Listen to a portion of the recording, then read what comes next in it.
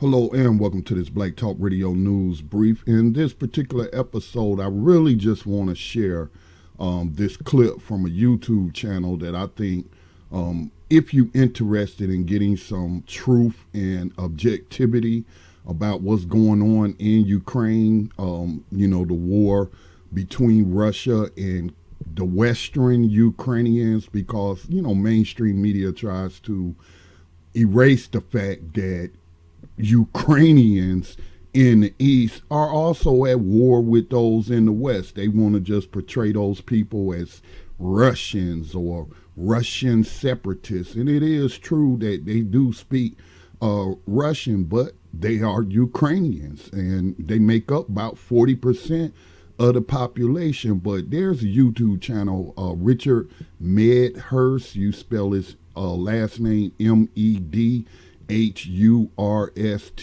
Look him up on YouTube because he's been providing some great analysis, objective analysis. And this particular clip that I want to share is him interviewing Scott Ritter. Scott Ritter is a former U.S., I believe he was in the Marines, a Marine officer. Also, he was the weapons inspector that went to Iraq and said that there are no weapons of mass destruction. But, Bush, who was in the news recently, George W. Bush, who was in the news recently, people talking about it was a Freudian slip when he was trying to say the illegal invasion of Ukraine, but he said Iraq. And some people are saying that that was a Freudian slip. No, I think he thinks that he was making a joke. He was trying to be funny because he's never been prosecuted for his crimes where 1 million Iraqi citizens were estimated to be killed by all those bombs that was dropped on them. Just totally destroy Iraq. But anyway, that's the Scott Ritter who you'll see in this clip as he talks about the AZOV battalion, who the Western press, the CNNs, the MSNBCs of the world have been praising. These racist war criminals known as the AZOV battalion, who are bona fide Nazis, have surrendered in Mariupol. And again, the West is praising these people as heroes and stuff. And while they trying to condemn the Nazi who killed those people in Buffalo, they're supporting these Nazis, and they know they Nazis. Come on now. They know that the Azov are Nazis. And they've been known that since they were used in 2014 to overthrow the democratically elected president of Ukraine back in 2014. So anyway, I think Scott Ritter is sharing some great information here, and I just wanted to share it with my audience. All right. Well, you laid it out quite well, and I'm going to ask you some more specific questions, Scott. But just before I proceed, I see we've got close to 5,000 people watching, so please make sure you guys have hit the like button. It helps the channel grow and to fight the algorithm. So, Scott, just you mentioned Mariupol a couple of times. The situation right now. This is May 20th. They're saying that the Russians are claiming that they've captured around 1,700 troops, right? So this is from Reuters, right? 1,730 troops, according to the Russians. And there are also reports that there are still Azov battalion inside the steel plant. So it's not inside the steelworks. So it's not exactly over. Do you think that this spells the end of Azov? And I ask this rhetorically because you kind of hinted that they're present elsewhere. And it's not just them. People talk about Azov mostly, but you have other far-right elements, as they like to call them. What do you think of the situation there in the steelworks and what it represents? Well, first of all, this battle in terms of its ability to impact the military outcome on the front has been over for some time. You cannot have a meaningful impact on the Eastern Front while you're hundreds of meters underground beneath the Azov steel factory. There's a political aspect to this. The Ukrainian government, in close concert with the Western media, has painted the defenders of the Azov steel plant as sort of the modern day, it's a modern day Stalingrad. These are the heroic defenders of Ukraine who are pinning down thousands of Russian troops. Well, no, not really. I think the majority of Russia's assault troops were actually released from the battlefield a long time ago and have made their way to the front line. The troops that remain are sufficient to the task, which is to keep Azov pinned in, no one escapes, and then every day it's getting hit, hit, hit, hit. And the Russians have figured it out. I mean, and you hear this from some of the AZOV guys who've surrendered. They find a spot and they hit it 3 times in a row with their 2,000, 3,000 pound bombs. First time opens up the soil. The second time fractures the concrete. The third time collapses it. And whoever's underneath it is dead. That's the reality. And that's the future of anybody who stays in Azov steel plant. But right now, the people that still remain are apparently the commander of Azov and his senior leadership, and probably some of the more brutal Nazi thugs. They had hoped that they would have been evacuated, that they would that the Russians would have put them on a bus and sent them to Ukrainian-controlled territory. Now, the Russians have behaved very properly. There's been no torture. There's been no beatings. There's been no executions.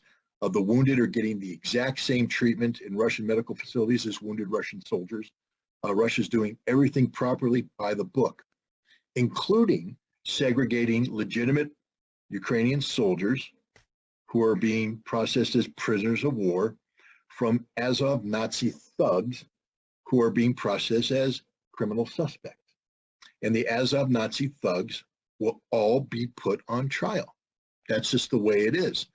And the Nazi leadership underground is looking at this saying, I don't know if I want to go on trial because I know I'm guilty as hell. I know what I've done, and I know that the Russians know what I've done. And so if I surrender, that's my future. And, you know, people always hope. I'm pretty sure the defenders of the Alamo were hoping until the last second that somehow they would push back Santa Anna's Mexican assault troops, that maybe Sam Houston and the Texas Army would come over the horizon and save them. And they held on to that belief until the last Mexican bayonet penetrated their chest. And I'm fairly certain that the defenders of Azov Steel are down there hoping there will be some outcome other than they're dying or they're being taken captive by the Russians and being subjected to a trial, which the outcome is a foregone conclusion because of the absolute certainty of their guilt. So yeah. I think we have an ongoing propaganda going on. It's a fight between the Ukrainians trying to portray Mariupol as this brave Thermopylae type defense, and the Russians trying to portray this as denazification, that they have cleansed the den of the beast.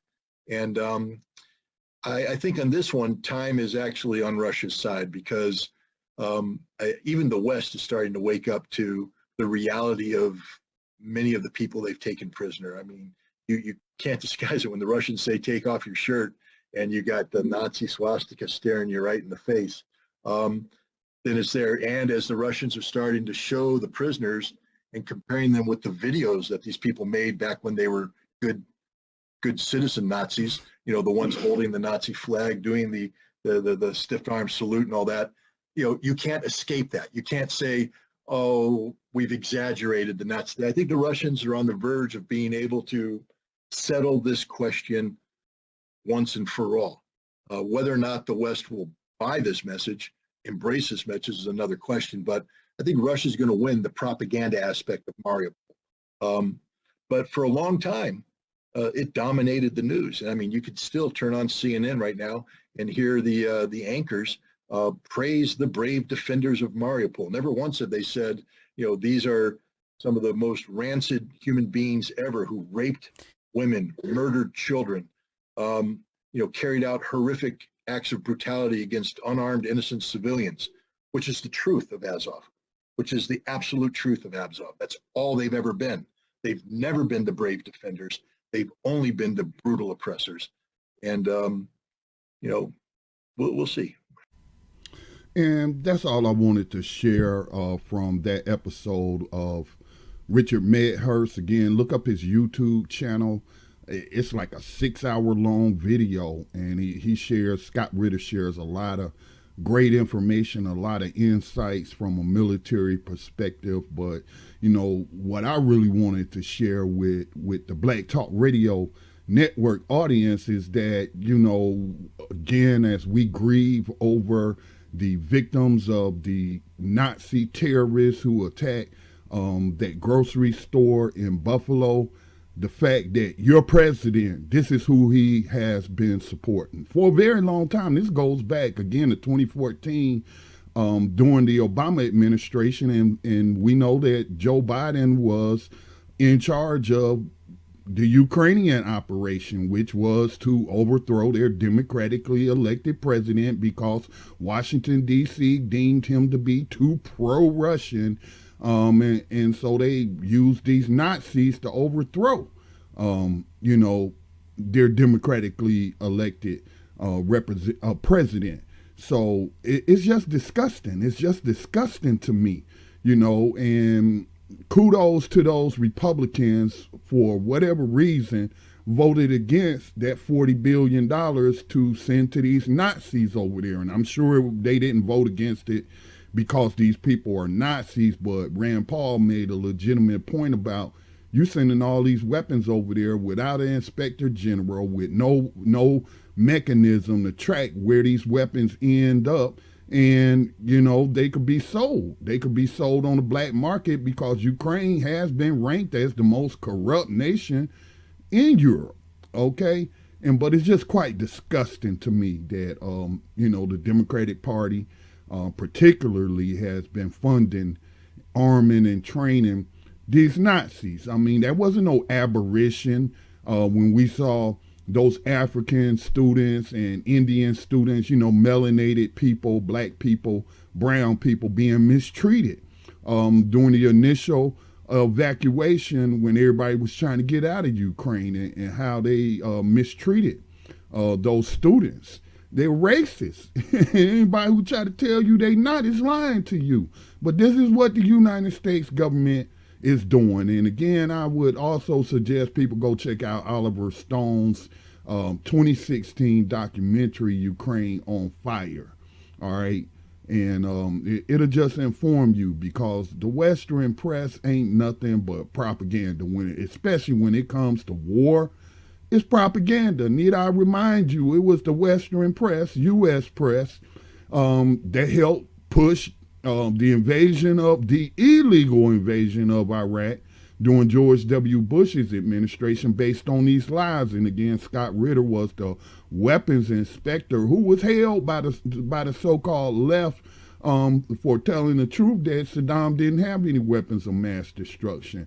But the so-called left right now, no, they're a bunch of warmongers, and they're in the pockets of the military-industrial complex. I'm particularly disgusted by Ro Khanna, who's supposed to be a progressive.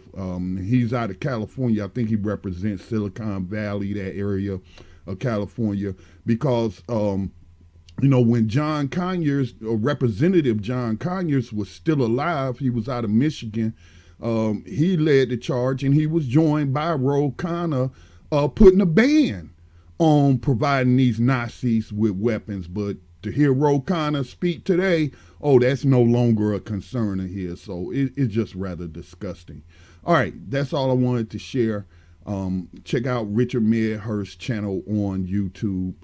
Please support independent black media. Make a donation to the Black Talk Media Project, which maintains blacktalkradionetwork.com. You know, Juneteenth is coming up, and we will have a Juneteenth fundraiser, and I'll go more into that in a standalone video on its own. All right, with that said, peace and blessings to all.